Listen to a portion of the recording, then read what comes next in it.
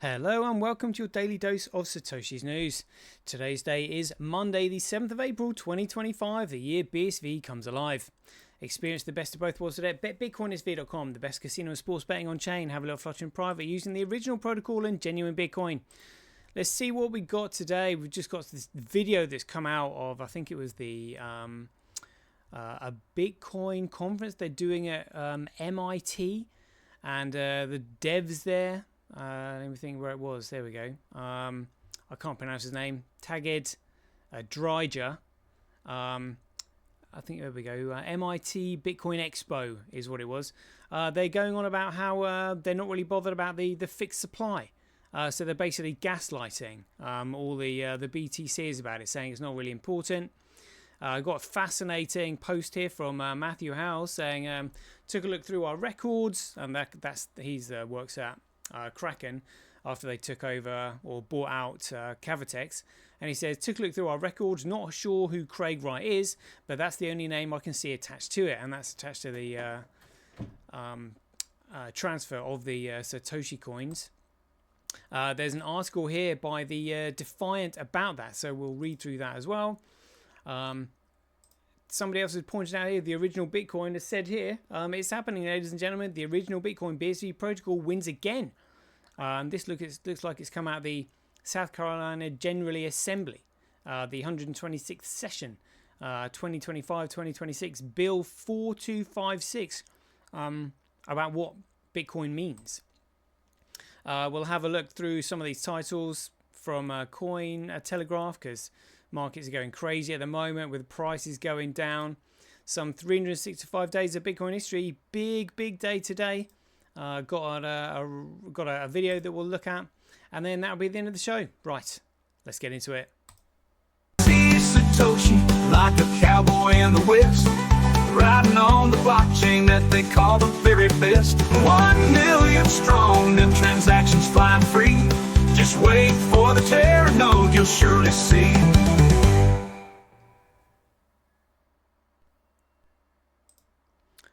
Alrighty, here we go. So yeah, this is a post from the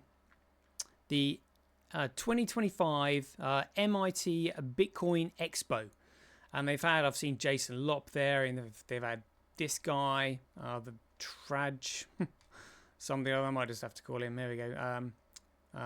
Tage Dryger.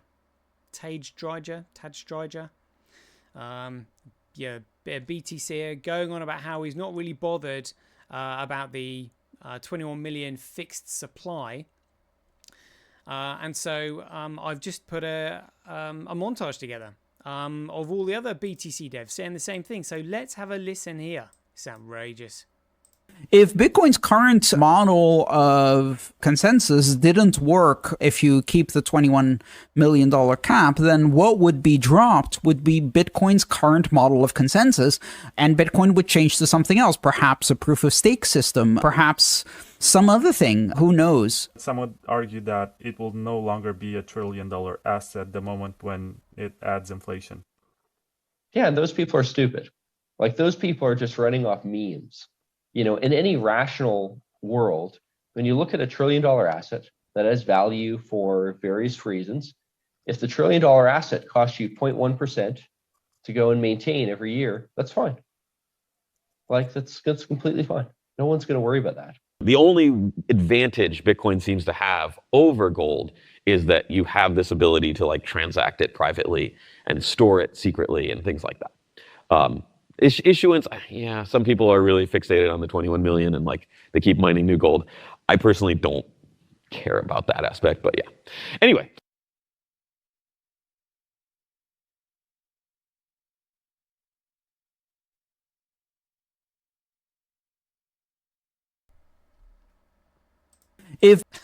There we go. So yeah, anyway, let's move on. Let's not talk about that anymore. So I've posted here, literally, BTC devs continue the gaslighting of its 21 million fixed supply. If they don't inflate its supply, the economic model breaks and miners will not be able to sustain themselves. They also know that if they can't inflate its supply, then they can't achieve their ultimate goal of introducing usury. That's what this is really about. That's what they want to do. They want to inflate the supply so they can they can charge usury on borrowed loans. You can't do that if something is fixed in supply. You'll never get the interest back because it's literally fixed in supply. It has to be inflated. That's the only way you can introduce the usury on it. So that's ultimately what they're trying to do.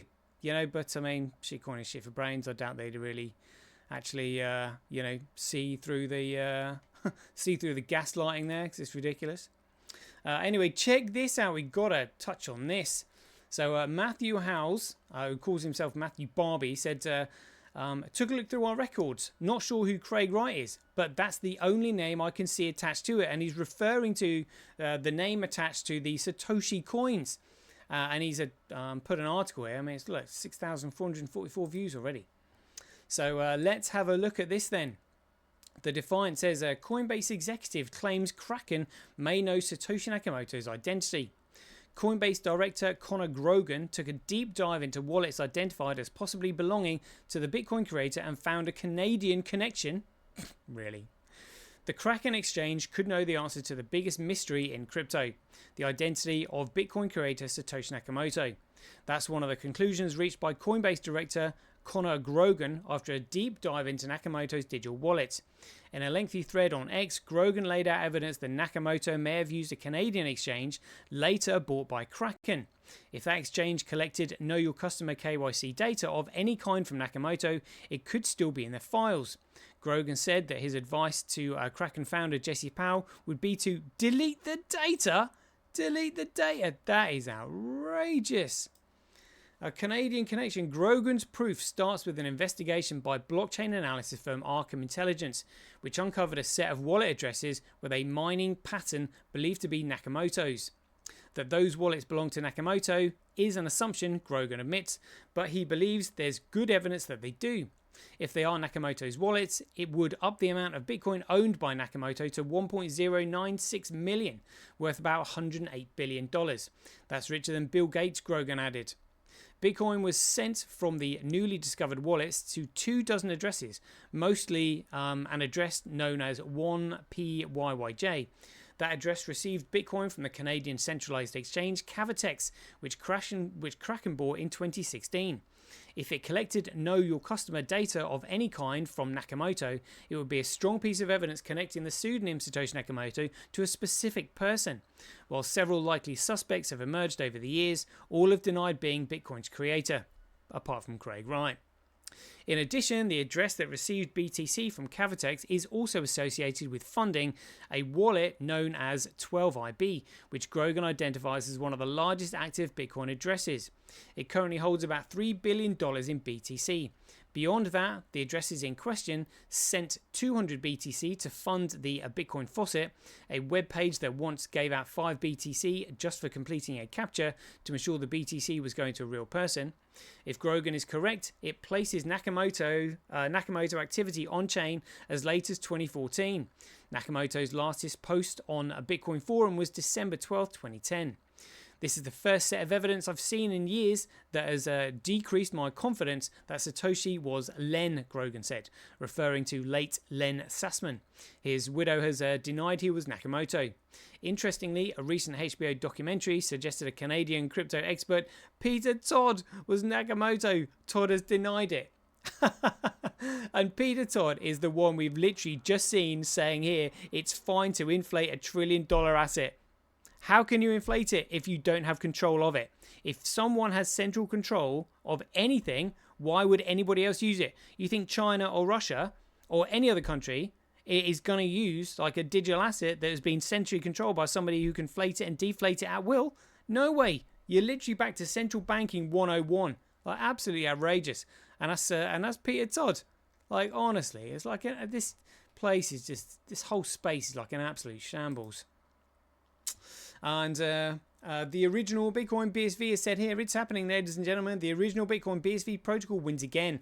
South Carolina General Assembly, 126th session, 2025-2026, Bill 4258. And it reads here, Section 3, Chapter 5, Title 11 of the SC Code is amended by adding Article 5, Strategic Digital Asset Reserve. Section 11.5.500, as used in this article, 1. Bitcoin means the decentralized digital currency launched in 2009 based on Satoshi Nakamoto's white paper entitled Bitcoin, a peer-to-peer electronic cash system. So again, that is BSV. That is BSV. It's the only one that is based on Nakamoto's white paper, as it was when it started in 2009. It's nothing like BTC, the SegWit protocol created by the central banks. It's nothing like Bcrash. Again, they're centralized protocol, their CTOR protocol, created by Roger Ver and his crony mates. It's nothing like that. There's nothing in the white paper that represents them at all. It's literally BSV that goes right the way back to the Genesis block. That is it. That is it. So that's their definition of Bitcoin. They're going to have to look into the technicals of BTC and BCH and all the other shitcoins. But I wonder if they're going to do that. The devs are going to gaslight them away from it. I guess that's what's going to happen. Let's have a look at Cointelegraph saying editor's choice of articles here. Whale makes $14 million Ether emergency deposit to avoid $340 million liquidation. Whoa. I wonder how many people are going to get literally wiped out with the current market conditions. Kraken, we've got BSV at $25.99, top left of the screen there. Jeepers. Yeah. So they've continued with other articles. Bitcoin price dropped below 80k as stocks face 1987 Black Monday rerun. Bitcoin heading to 70k soon? ? Crypto baller funds SpaceX flight. Hodler digest March. Who cares? Crypto has a regulatory capture problem in Washington, or does it? As gaming giants crumble, on-chain gaming promises remain unfulfilled. Oh, and again, it's only BSV that can be used for that, really. Hot stories here saying mixed martial arts champion Conor McGregor launches a meme coin. You've got to be kidding me. No country wins a global trade war. BTC to surge as a result. Analyst, oh look at that, trying to reverse the market sentiment. Grey coin price drops below 80k as stocks face. Yeah, I just read that one. CFPB likely to step back from crypto regulation. And XRP sell off. Set to accelerate in April as an inverse cup and handle hits on all trading BS. That absolute nonsense. Not interested in any of that crap whatsoever. Let's get on to some 365 days of Bitcoin history. Check it out on the 7th of April 2010. The proof session between Gavin Andresen and Craig Wright took place in London. Craig signed a message from Gavin using the private keys from block 1. The message was Gavin's favourite number is 11, and then he added on the end CSW. So let's just remind ourselves of that. Here we go, just a quick one. I do think Craig is Satoshi. I met with him in London. He fits the kind of person that I was interacting with way back in 2010. And he provided some cryptographic proof using the private key from the very first Bitcoin block to show that he possessed that key. So although it's impossible to prove something like that 100%, I think for me, he's proved it beyond a reasonable doubt. There we go. And that was literally, 15 years ago today. Can you believe it? 15 years ago today. All the stuff and hubbub that's going on. Oh my goodness me. Right, I might do another one later on just because we'll probably go straight onto a chart show actually. So there we go. We'll leave you there. Hope you enjoyed it. So as ever, if you enjoyed these updates, please ding your donations for your appreciation to either Satoshi at Sentby.com, handcash.io, rockwallet.me, simply.cash, relasia.com, or senti.ch. We'll leave it there. Hope you enjoyed it. As ever, be aware, take care, stay safe out there, and we'll see you in the next one. The king still has one more move.